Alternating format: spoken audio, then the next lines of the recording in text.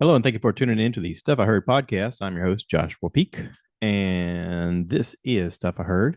Couple things this upcoming weekend. Gonna be making a little trip to Uhari. If anybody's interested in going to Uhari, let me know, and I might see you there or whatever. But yeah, few things around the corner. Got vacation planned. Lots of fun stuff. You know, you're trying to wrap up the year, and it's getting to that time of the year where the weather's starting to change. Here in Florence, South Carolina, we got a little bit of a heat wave coming. Temperatures got up into the 90s the last couple of days, but it looks like fall's just around the corner. So I don't know. Today's the 21st of September, and everybody's like, hey, the Earth, Wind, and Fire song. Do you remember? And that's all I knew. I mean, I kind of knew the way it went. I just didn't know the song until this morning. My wife pointed it out to me and she was like, "Oh, it's the Earth, Wind, and Fire song. Oh, it's the day. It's the day." I was like, "What? I don't know what that means." So I looked it up. The lyrics, he's actually saying the 21st day of September. I don't know why he's singing about the 21st day of September. And otherwise, I mean, is it like it's supposed to be a special thing, like the end of summer? Maybe I don't know. Does fall start on the 22nd? That's a good question. I don't even know the answer to that. But why sing about the 21st of September? What is the magical answer? Because I don't know. Um, when does fall start? Let's see what the Google says. Oh, it is tomorrow. Okay. So maybe Earth, Wind, and Fire is singing about the last day of summer. Maybe that's the whole reason for the song. I guess I could ask Google that. What is September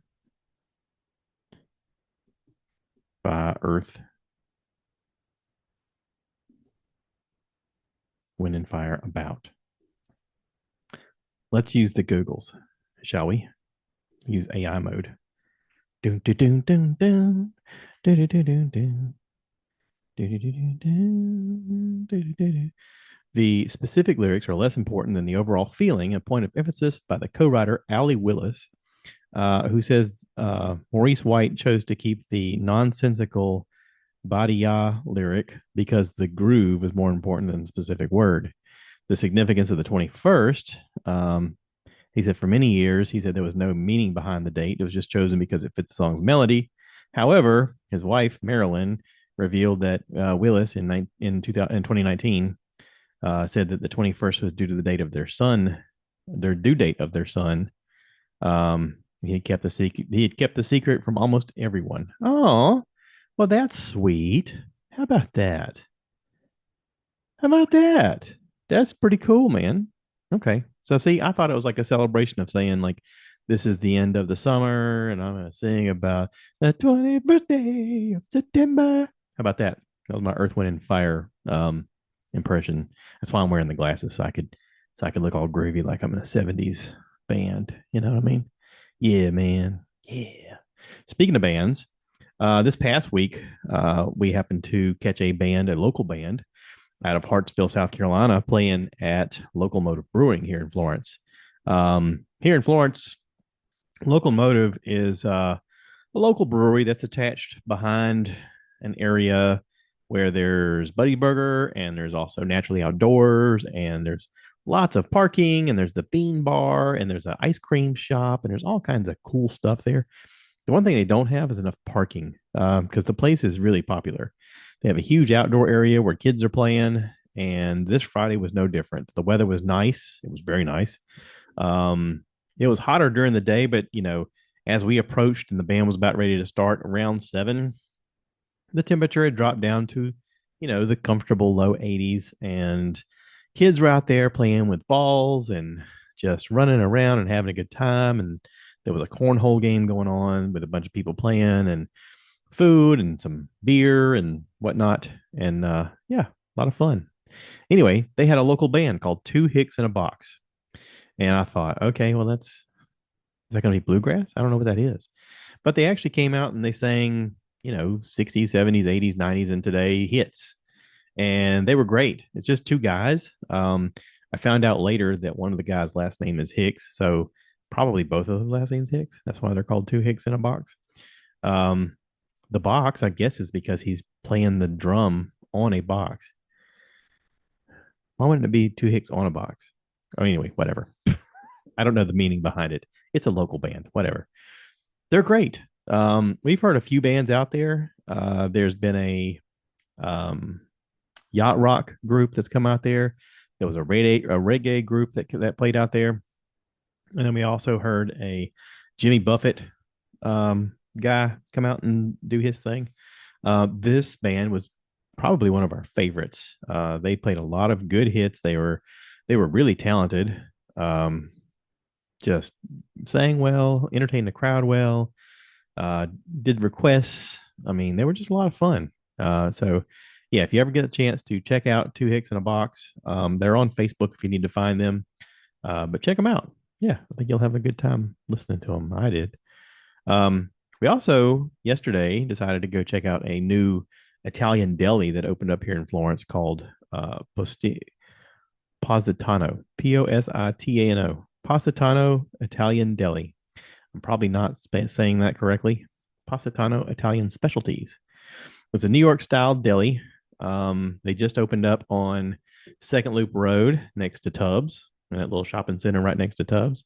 They have a wide variety of different things like hot subs and cold heroes, panini, salads, homemade desserts, tiramisu, all kinds of little cakes and pastries and cannolis, handmade, packaged Italian goods.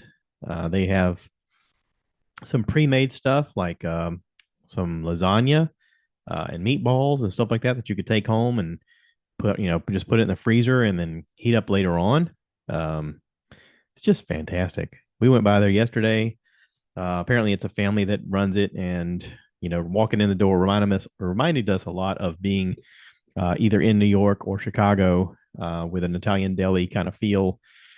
Everybody's vocal and talking to you, and hey, what do you need? What can I get you? Hey, how about some of this? Trying to recommend some things that they have and things that they're doing, and everything that they had was really delicious. I got the Godfather, which was an Italian hero sandwich, really good. My wife got the chicken parm. She wanted to try the meatball sub, and I talked her out of it. And I kind of wish I'd talked her into it now because apparently their meatballs are really fantastic. I've seen a lot of posts on Facebook about it, but surprisingly, they weren't on Google Maps yet. So while we were there, I just went ahead and took a bunch of pictures and put them on Google Maps because that's one of the things I like to do, especially when it's a local place that's seeming to be doing all the things you want to happen in your town. You want to promote them, right? So yeah, if you go on to Google Maps now and you look up Positano, Positano Italian Deli, you'll see them pop up with a lot of pictures that I took while I was there. And yeah, we got the sandwiches were I think were 16.99 a piece, and you get like a foot long. I mean, they cut it in half and put it in the packaging or whatever, but it's about a foot long. I didn't measure it, but I'm just saying it looks like a foot long. We also got some. Uh, I got a lemon pie kind of thing, homemade limoncello pie, and my wife got a cannoli, and I think our bill total was like $51. Um, so for some homemade, fresh made, everything is fresh kind of deal. I'm okay with that. That's all right. That's a decent price for a really good meal. And I wouldn't mind trying the other stuff that's on your menu. I really wouldn't mind getting some of those meatballs and bringing them home, and maybe some of the fresh bread that they have, the Italian bread, and just having meatballs and bread. Yeah, or lasagna, bringing some lasagna home. But yeah, good stuff. I like it. I like the fact that Florence is getting a little bit of culture and a little bit of decent food. Not just our local eats, but also some new stuff coming into town. Because I mean, just gives you options. You know what I mean? And I like that. So, good luck to you guys. I will be back. Oh yes, I will be back. um. So yeah, we've got a couple things coming up. There is was it Beach Jam right around the corner? I think let me look up the dates. Myrtle. See what it says online. See, normally I'd have a secretary do all this stuff. Just kidding, I'm the secretary. Beach Jam is coming right around the corner on Halloween. It starts on 10/31 and goes to or October 31st until November 2nd. I have signed up this year to do the obstacle course, and I'm looking forward to that. I know that some friends and family listen to this, and if you guys want to ride with me over the obstacles, you're more than willing to uh, go there on Saturday, and then let me know when you're there, and then I'll get you in the passenger seat. You sign the waiver, and then we're off the ride. You have to sign a waiver. Just saying, you can't just you can't just ride and not have a waiver. They have to have a waiver, and that's for the course. That's for the people that run the course. That way, in case somebody were to get hurt, they're saying, "Hey, listen, we had to sign a waiver." You know what I mean? But yeah, if anybody wants to come out and join me for that, that'll be a lot of fun. Um, Good time will be had by all. Hopefully, the weather will cooperate with us as well for all of the fun things we want to do. That's what you hope for, anyway, right? Yeah, I'm watching a few things on TV. I'm watching Alien Earth on FX. I guess is the channel. I'm not watching it on FX, but it's on FX. I'm watching it on a Magic Fire Stick. Thank you, Josh. Treadaway. So, yeah, if you don't know Josh Treadaway, you can look him up on Facebook and say, "Hey, can you help me out with a Fire Stick? Because I sure like to do that." And he'll kind of hook you up. He'll help you do the steps and stuff like that. But yeah, um, I'm watching Alien Earth. Really enjoying it. I am current, so if anybody wants to talk Alien Earth with me, I am all for it. Here's my thought. Okay, and for those who aren't watching, let me just kind of boil it down for you. Everyone's familiar with the Alien franchise, right? The thing comes out of people's stomachs, and then all of a sudden, it builds a nest, and it does a suction cup thing on your face, and then the cycle repeats. Just becomes a big daddy and lays eggs and all that fun stuff. So the franchise has been going on for quite a while. I remember watching the Alien when I was a little kid, and thinking to myself, "This is the scariest thing I've ever seen in my life," and also the most probable. I mean, of all the alien things that could be out there, that to me seems like the most probable. It's just a thing that's just going to keep trying to recreate and have more of itself and that sort of thing. Um, and of course, it would just look at us as an opportunity to incubate itself, just like a wasp does inside of a spider or a caterpillar or something like that. They lay eggs inside of you and then they hatch and then they eat you, that kind of thing. All the good fun stuff. So later on this year, there's going to be a movie out called Predator Badlands. And for those of you who are not familiar with the Predator was a huge franchise. Started off with Arnold Schwarzenegger and a bunch of his, buddies, muscle buddies. Basically, the Predator is like the ultimate hunter, an alien hunter that goes around and just hunts all the prime tough guys and usually wins. But you never know what that predator's thinking because it's never like the subject of the main thing. It doesn't talk. All it does is this weird, like, growling thing where its mouth opens up into like four different ways and it goes, and then it comes and it gets you. Its whole purpose is just to be able to kill you as a hunter, as a predator, as an apex predator. So, anyway, this movie that's coming out is going to be for the first time the predator from the first person point of view. You're going to have a narrator. In the previews, they show it coming across a broken apart android lady, where just the top half of her is talking. And basically, she can talk to it, and then she can talk out loud, and she basically narrates whatever he's doing and thinking and saying. And so basically, you're watching a first person point of view Predator movie where he is the main character, rather than being the antagonist or the villain of the thing. He's the main character. So similarly, I think that's what they're doing with Alien Earth. Alien Earth is the aliens, they're coming to Earth. Shocker. It's in the name. They're coming to Earth. And in the process, some super billionaire who's here on Earth has created some kind of android with this chick. And this chick can speak the alien language because she's super, super advanced in AI and whatnot. And you're starting to hear thoughts and whatever from the alien to you. I think they're doing this slow rolling this so that when the movie comes out for the Predator, because I think this franchise is like tied in together because they've done movies where it's like Alien versus Predator, one, two, three, four, and so on and so forth. I think the whole point of this is to get you so familiar with it that when the Predator movie comes out, they get to cash in and finally make some money off the franchise. Which, let's face it, movies have kind of struggled lately because ever since COVID, nobody's been going to the movie theater, or if they have, they're only going to the big blockbusters. And there's still some decent stuff coming out. I mean, I've seen some decent movies. You want a good drama once in a while, but also like once in a while, you just want to suspend reality and go, "Oh my god, that's amazing!" You know what I mean? Which is why superhero movies do great and Star Wars. So yeah, I'm enjoying it. It started off to me kind of weird. I was like, I don't know if I'm on board with this. It got better and better. I mean, it didn't take long, and I was like, okay, they've done a good job. Good job, you guys. I blew through the Wednesday Adams stuff. I didn't talk about it, but Wednesday Adams hit Netflix with their new season, and Jenna Ortega is awesome. Everybody, the whole cast is awesome. Um, Loved it. I can't wait for more. I wish they could just crank it out all the time because it's so good. All of the characters are giving 100%. I mean, there's nothing missing in it. It's just a good time. It's fun. Tim Burton. This is basically right out of Tim Burton's imagination, and everybody on it is into it. Like they're all bought in. So whenever anybody does that, you get their best work.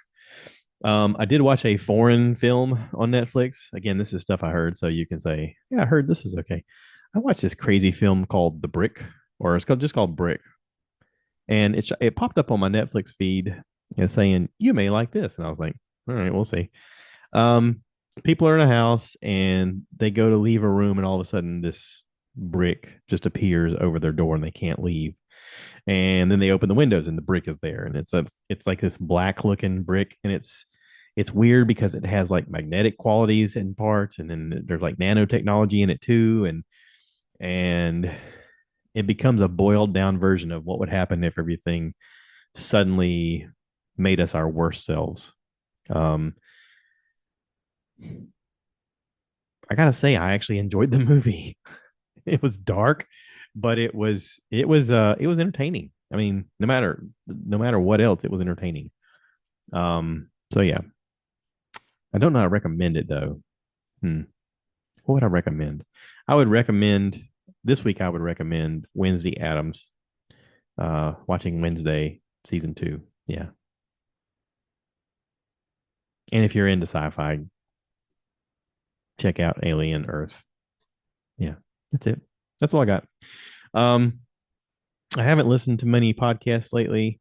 I'm assuming everybody out there is doing exactly what I'm doing, uh, just cruising right along. Um, but yeah, in the meanwhile, we'll just keep doing our best, right? That's all we can do. Because, I mean, at the end of the day, if you don't have hope, what do you have, right? So, y'all continue to support one another. I appreciate everybody supporting me. Thank you for all the kind words out there. It is not unnoticed. So, thanks for listening. If you have any suggestions or want to be on the podcast and talk about some things, let me know. Um, I'm going to be having an adventure, as life is, in the upcoming weeks and months and years, and I hope to share it with you. So, y'all take care. Spread the love. If you like this, please share, comment, like, subscribe, all that fun stuff. And remember, cue the cow. Cue the cow. Moo, baby.